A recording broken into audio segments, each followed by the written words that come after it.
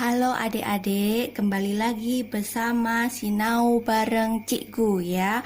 Hari ini kita akan belajar fisika kelas 10. Untuk babnya adalah momentum dan impuls. Nah, di sini kakak akan menjelaskan bagian momentum terlebih dahulu, di mana momentum itu bisa dicari menggunakan rumus P sama dengan perkalian dari massa ya kali kecepatan benda. Nah, satuannya sudah kakak tulis di sini beserta keterangannya. Nah, sederhana, tapi biar lebih jelasnya kita langsung aplikasikan ke soal ya. Oke, kalau aplikasikan ke soal, saya di sini sudah punya satu soal. Pertanyaannya adalah menentukan momentum benda A, benda B sama jumlah momentum semuanya. Nah, di sini ada dua benda ya. A-nya sudah masing-masing diketahui masanya 4 kilo. Ini masanya si A. Kemudian 2 kilo itu masanya si B. Terus kemudian masing-masing benda A dan B juga sudah punya kecepatan masing-masing. Nah, kita cari dulu untuk momentum benda A ya. Kita taruh di sini.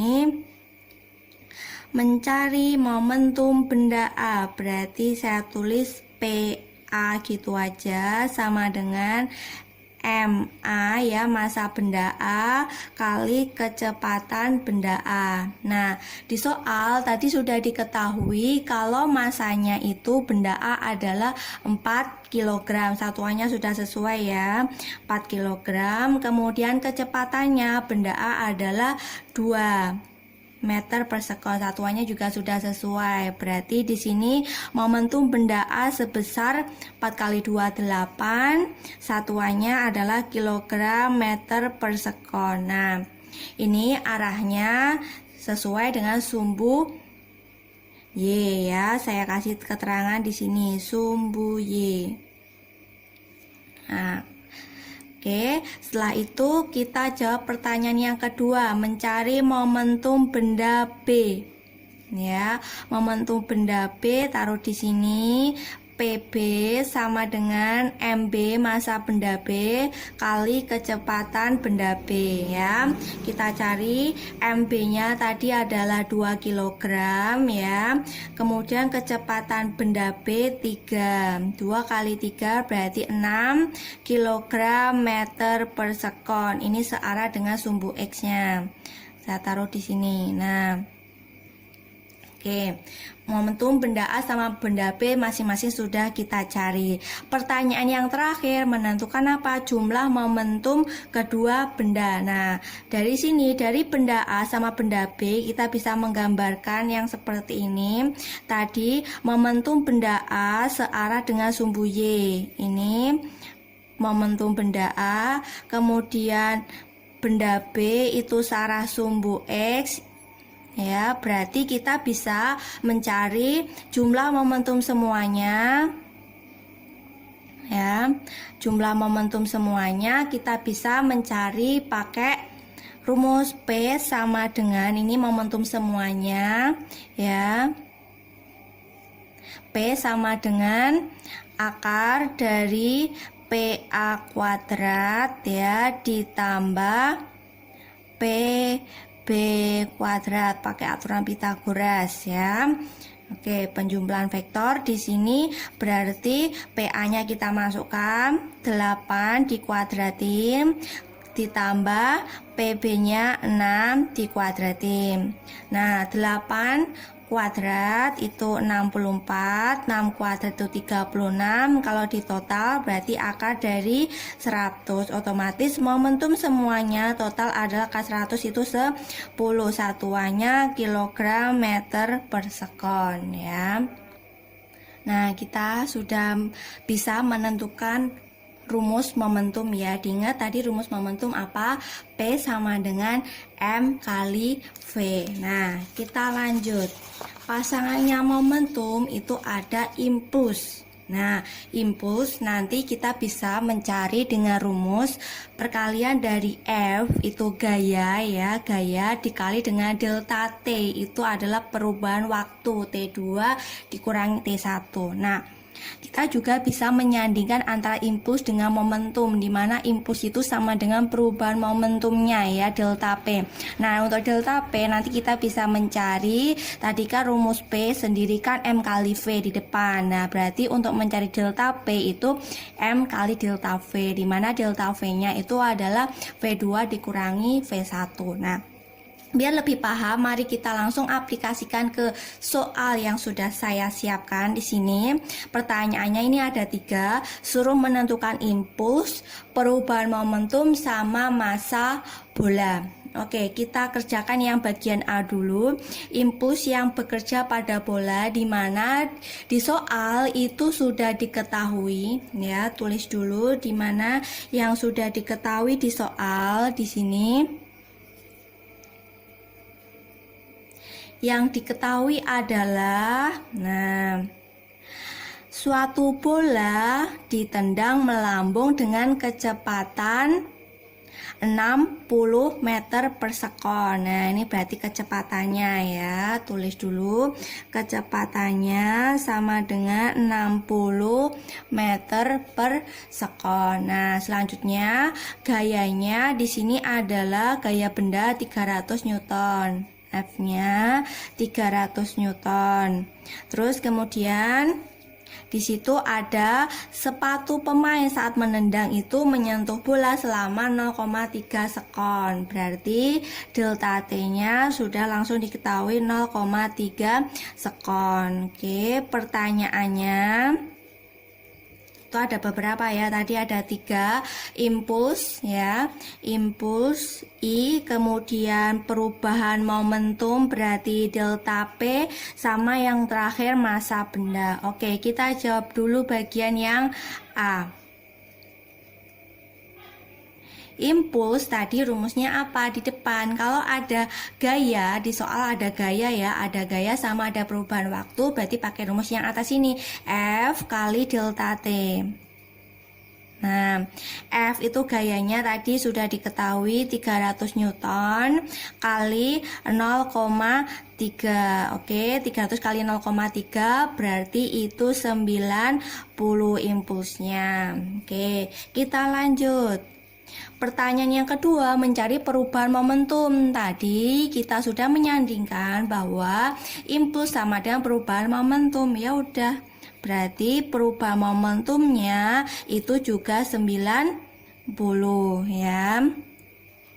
Satuannya kilogram meter per sekon. Nah, pertanyaan yang terakhir, mencari apa di sini? Mencari massa benda. Di mana massa benda tadi kita bisa mencari pakai rumus yang di sini. Yang M kali delta V ya, menyandingkan di mana I selain pakai rumus F kali delta T bisa pakai rumus M kali delta V. Nah, tadi impulsnya kan sudah dijawab ya di bagian A, nilainya adalah 90.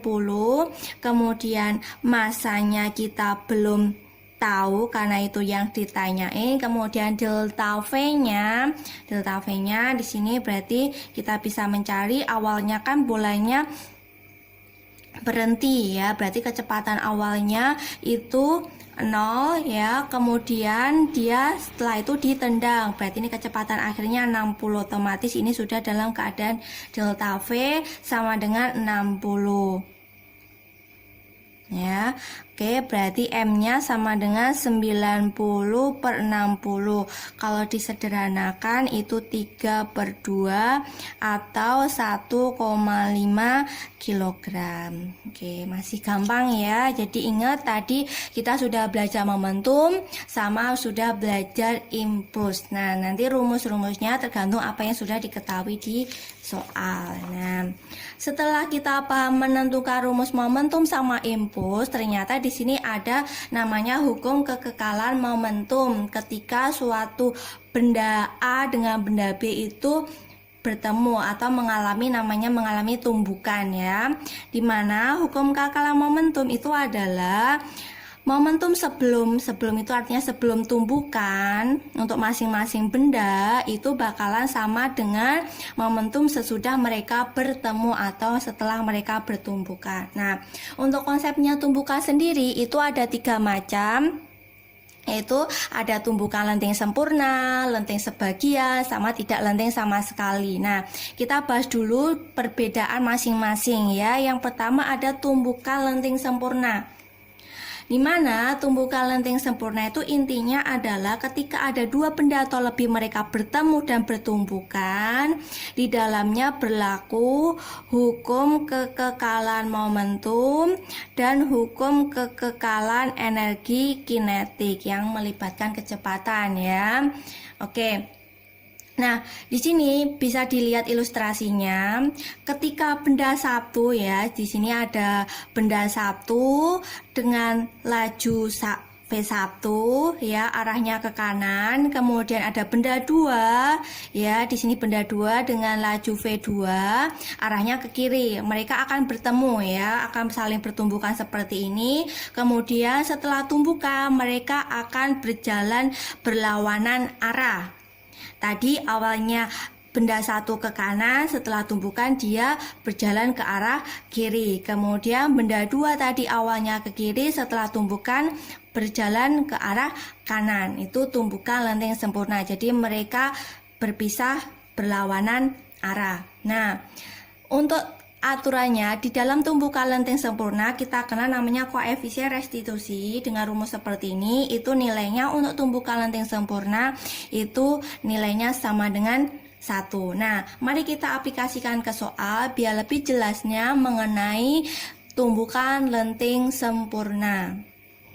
Oke, kita bahas untuk contoh dari tumbukan lenting sempurna, di mana di sini ada diketahui bola A 1,5 kg ya, terus bola B-nya 2 kg bergerak saling mendekati ya, bergerak saling mendekati. Berarti kita bisa menggambarnya seperti ini.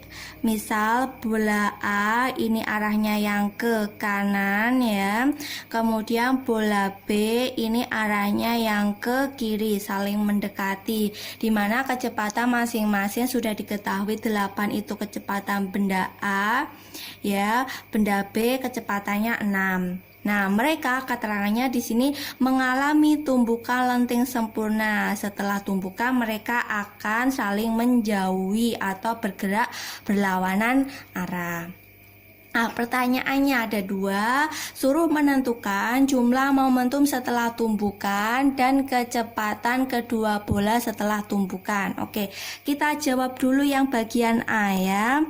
Yang bagian A, di mana kalau tumbukan lenting sempurna itu berlaku apa? Hukum kekekalan momentum. Bunyinya tadi hukum kekekalan momentum. Momentum sebelum tumbukan akan sama dengan momentum sesudah tumbukan. Ya, tadi pertanyaannya setelah ya, setelah tumbukan. Berarti rumusnya menggunakan momentum sebelum tumbukan. Oke, momentum tadi rumusnya di depan apa? Kita lihat momentum tadi rumusnya adalah M kali V sebelum tumbukan. Di sini berarti kita cari masing-masing. Ini untuk benda A ya, ditambah dengan benda B. Nah, yang sebelum tumbukan ini ya, benda A sama benda B. Oke. Nah, kita bisa mencari MA-nya sudah diketahui di soal tadi ya, itu 1,5 kg.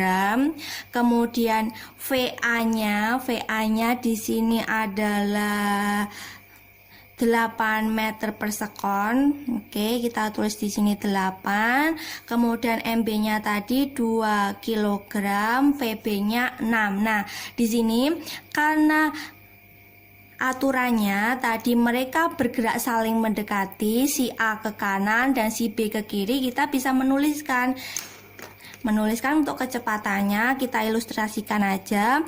VA-nya itu 8, VB-nya kita kasih tanda minus 6. Minus itu untuk menunjukkan bahwa dia arahnya ke kiri ya.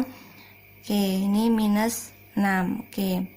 1,5 kali 8 itu berarti Ini 12. Terus kemudian 2 kali minus 6 berarti min 12. 12 dikurangi 12 berarti 0. Oke. Nilai momentum sesudah tumbukan sama dengan 0. Oke. Setelah itu kita mencari kecepatan kedua bola setelah tumbukan. Nah, aturannya tadi kita memanfaatkan nilai koefisien restitusi.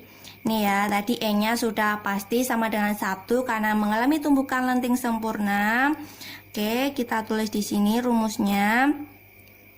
E sama dengan minus V2, ini yang aksen setelah tumbukan, minus V1 aksen dibagi dengan V2 dikurangi V1.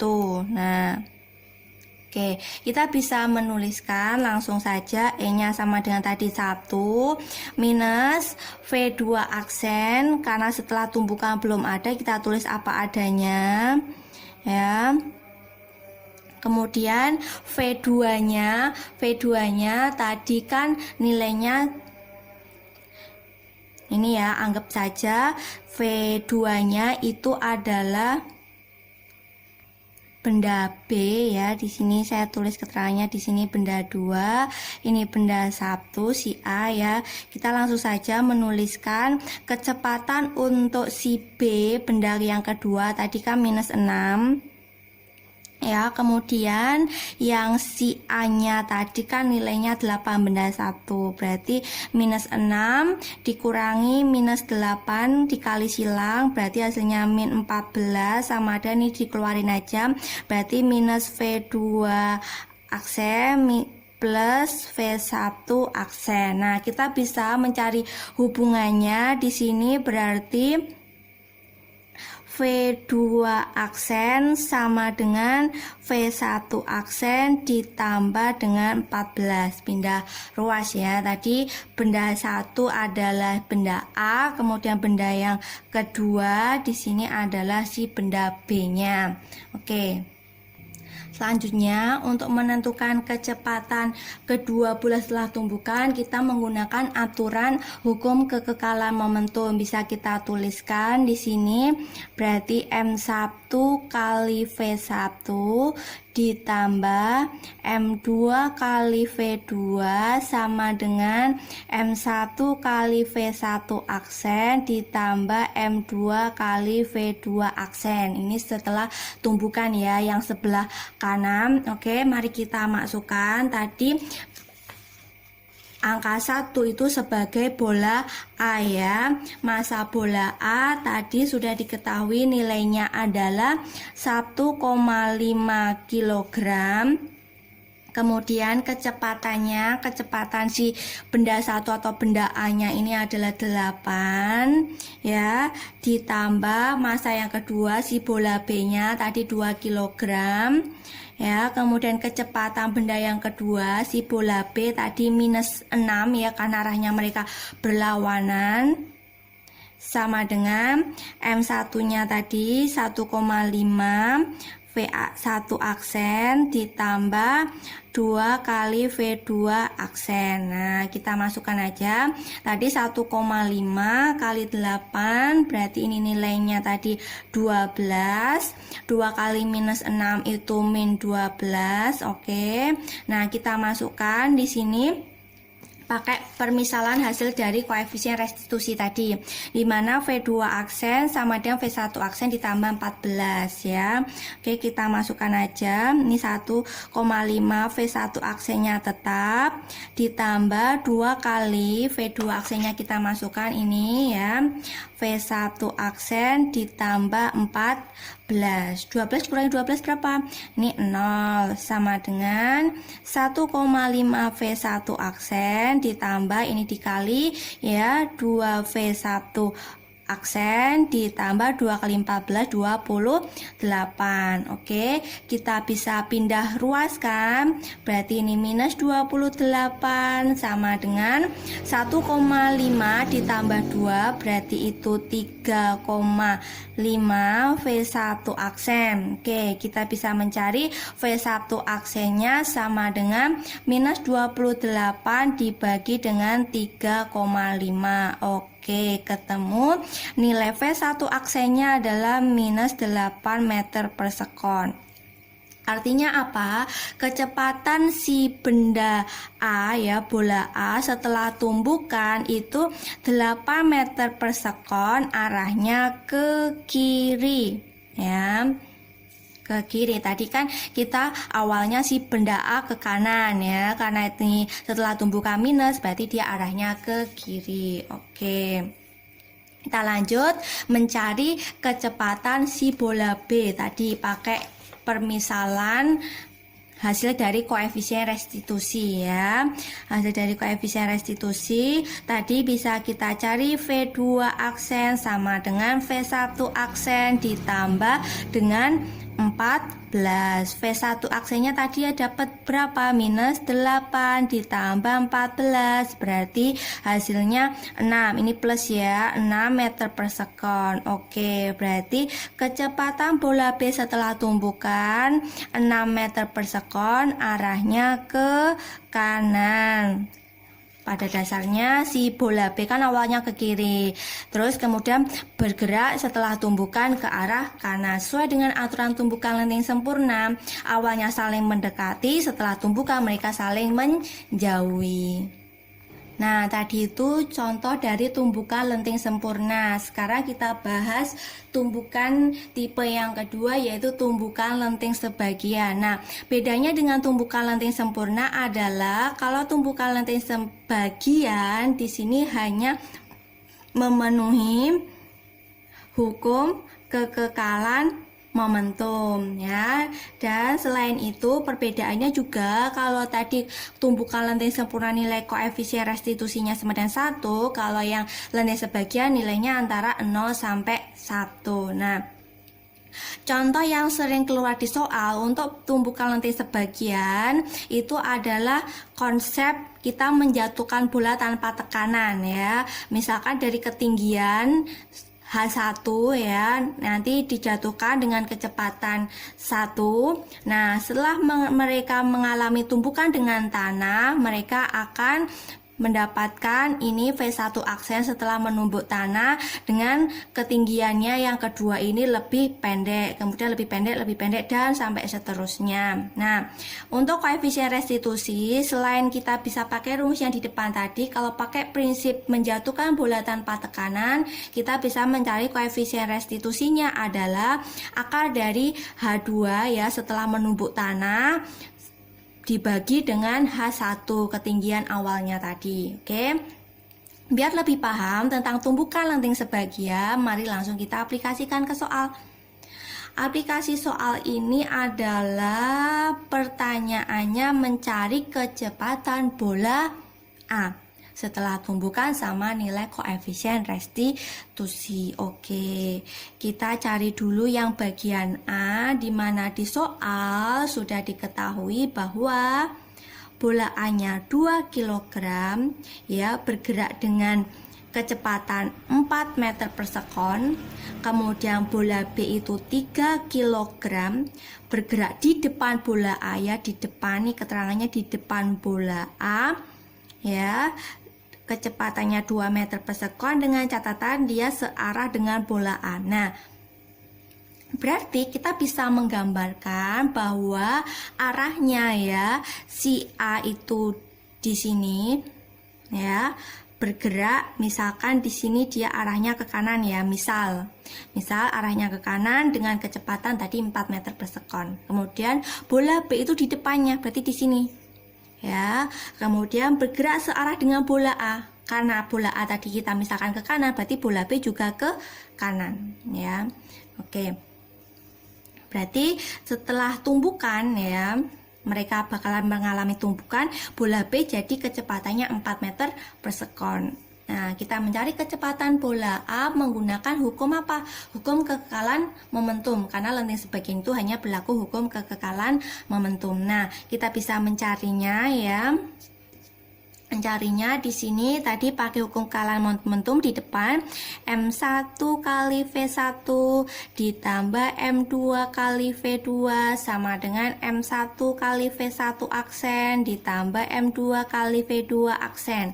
Yang sebelah kanan itu setelah tumbukan. Oke, kita mari misalkan yang satu itu bola A, ya, yang kedua itu bola B. Kita masukkan massa yang pertama. Benda pertama itu bola A 2 kg, ya, kecepatannya tadi 4, ditambah massa yang benda kedua itu bola B 3 kg, ya, kecepatannya tadi 2 meter.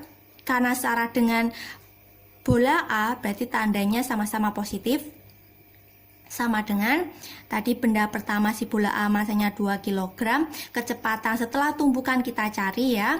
Massa benda kedua bola B tadi 3 kg, kecepatannya setelah tumbukan sudah diketahui, ya. Di sini nilainya adalah 4. Oke, kita masukkan angkanya, ya.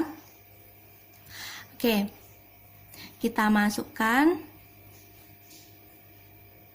2 kali 4 di sini adalah 8, ya, ditambah 3 kali 2 ini 6, terus kemudian 2 kali V1 aksen ini tetap seperti ini aja, ditambah 3 kali 4 itu 12, 8 tambah 6 itu berarti 14 sama dengan 2 V1 aksen ditambah 12, kita pindahkan ruas berarti 14 dikurangi 12 itu 2. Ini 2 V1 aksen, berarti kita bisa mencari V1 aksennya adalah 2 bagi 2, 1 meter per sekon. Jadi kesimpulannya, kecepatan bola A setelah tumbukan nilainya adalah 1 meter per sekon. Oke, setelah itu kita bisa mencari koefisien restitusi. Oke, koefisien restitusinya kita bisa mencari, karena ini bukan menjatuhkan bola tanpa tekanan, berarti rumus koefisien restitusinya kayak tadi, kayak di bagian tumbukan lenting sempurna. Nah, ini tumbukan lenting sempurna yang tadi sudah saya kotaki warna biru. E-nya tulis aja sama dengan minus V2 aksen dikurangi V1 aksen dibagi V2 dikurangi V1. Oke, mencari koefisien restitusinya. Kita masukkan aja. V2 aksen berarti ini benda B setelah tumbukan itu nilainya adalah 4. Ya, dikurangi kecepatan benda yang pertama si bola A setelah tumbukan itu 1 per V2 dikurangi V1, berarti V2 nya tadi bola B kecepatannya adalah 2 dikurangi kecepatan pertamanya adalah 4 si bola A nya tadi, ya. Oke, E nya sama dengan, kita cari dulu 4 dikurangi 1 itu berarti 3. Oke, terus 2 dikurangi 4 berarti ini minus 2, ya. Oke, berarti koefisien restitusinya 3 dibagi minus 2 itu adalah minus 1,5, ya. Oke, kemudian E-nya minus ketemu minus jadi plus 1,5. Oke, ini sesuai dengan soalnya, ya.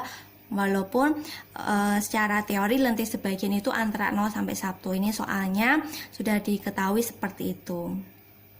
Oke, yang terakhir sekarang kita lanjut tumbukan tidak lenting sama sekali. Nah, ini nilai koefisien restitusinya sama dengan 0. Nah, perbedaan antara tumbukan lenting sempurna sebagian sama tidak lenting sama sekali nanti biasanya di soal sudah diketahui. Apabila tidak diketahui, ciri-cirinya yang paling menonjol dari tumbukan tidak lenting sama sekali adalah mereka ketika sebuah benda A dengan benda B tumbukan, mereka akan menyatu setelah bertumbukan, ya, menjadi satu, bergabung setelah tumbukan. Nah, ada koefisien restitusinya nilainya sama dengan 0. Biar lebih paham untuk soal tentang tumbukan tidak lenting sama sekali, mari kita langsung aplikasikan ke soalnya ya.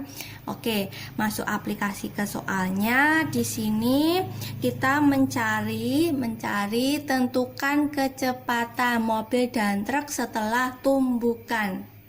Dimana yang diketahui di soal ya, yang diketahui di soal massa mobilnya itu 500 kg dengan kecepatan 72 km per jam. Kemudian mobil tersebut menabrak truk yang ada di depannya, berarti truknya itu di depan mobil dengan massa 2000 kg dengan kecepatannya lebih kecil ya, 36 km per jam ya, dan truknya itu searah dengan mobil ya. Berarti prinsipnya kita bisa menggambarkan posisinya. Di sini ada mobil ya, misal dia bergerak ke kanan dengan kecepatan tadi 72 km per jam. Kemudian truknya itu ada di depan, itu juga searah dengan mobil ke kanan, bergerak dengan 36 km per jam kecepatannya. Nah, setelah tumbukan di soal ini keterangannya apa? Mereka bergerak bersama-sama. Nah, setelah menabrak mereka berjalan bersama-sama, berarti mereka bersatu. Ciri-ciri dari tumbukan tidak lenting sama sekali. Nah, kita bisa menggunakan prinsip hukum kekekalan momentum ya. Di sini kita bisa menuliskan hukum kekekalan momentumnya bahwa tadi M1 kali V1 ditambah M2 kali V2 sama dengan M1 kali V1 aksen ditambah M2 kali V2 aksen. Nah, catatannya di sini benda 1 itu mobil, benda 2 itu truk ya. Oke, ciri-cirinya tadi tidak lenting sama sekali, mereka bakalan menyatu. Berarti kita bisa modifikasi rumus untuk tidak lenting sama sekali menjadi seperti ini ya. Kecepatan benda 1 setelah tumbukan yaitu mobil bakalan sama dengan kecepatan benda kedua yaitu truk setelah tumbukan. Oke, kita langsung simbolkan dengan V aksen aja ya.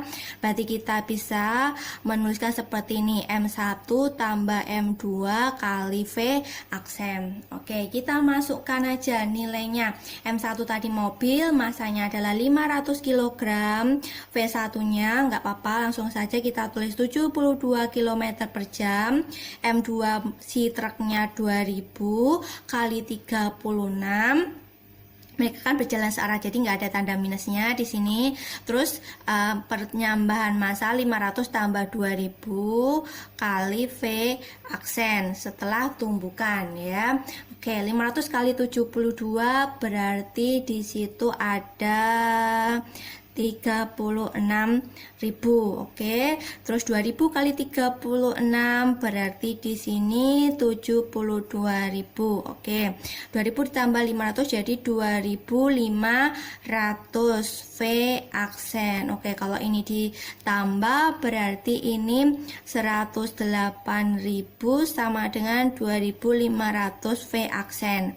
V aksennya berarti tinggal 108.000 dibagi dengan 2500. Oke, berarti 1080 dibagi dengan 25. Ini hasilnya berarti 43,2 km per jam. Nah, di sini untuk V aksen sudah meliputi kecepatan mobil setelah tumbukan ya.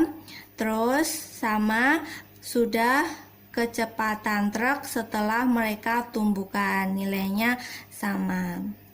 Oke, itu aplikasi dari soal-soal masalah hukum kekekalan momentum, ada tumbukan lenting sempurna, sebagian, sama tidak lenting sama sekali. Semoga materi momentum dan impuls hari ini bisa bermanfaat buat semuanya, dan jangan lupa like, share, dan subscribe channel Kakak Sinau bareng Cikgu, dan follow IG Perma Fiskim Online. Semoga bisa bermanfaat buat semuanya. Sampai ketemu lagi.